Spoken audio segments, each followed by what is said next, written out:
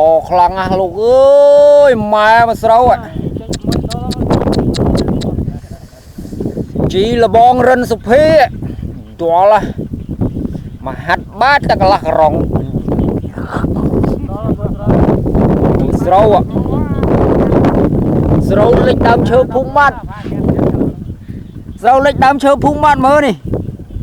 Khơi này lắc sâu ấy phung mọi khơi này.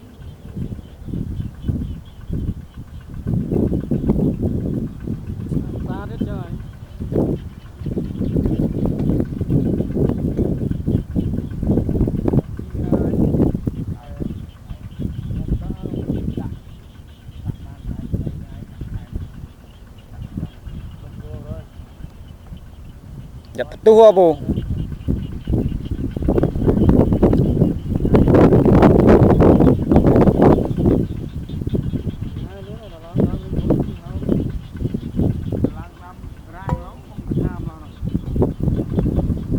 Bạn nhóc chân tranh so trô này.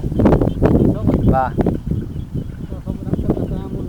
đã từng đồn hay là vẽ muối hay cả vẽ muối à vẽ tức mau lực tí muối nó ngoan bô mà màn mong này làm xin cháo nó màn mong đó pram anh ngay muốn bông mà vô một ngày pin vài hạt ở đây ngược rơi nha xin pram lên mà mong lên ở một bạch trời ạ phải là một lên ở một đưa lên về tại vì hồ ạ lên về hả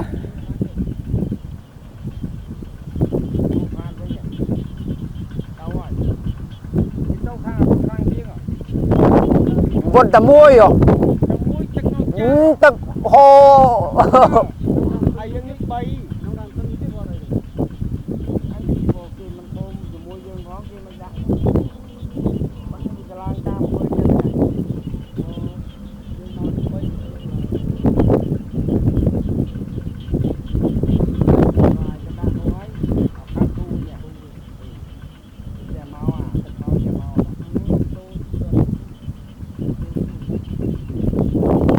cho đi qua anh bông luôn à đây gì lẩu chai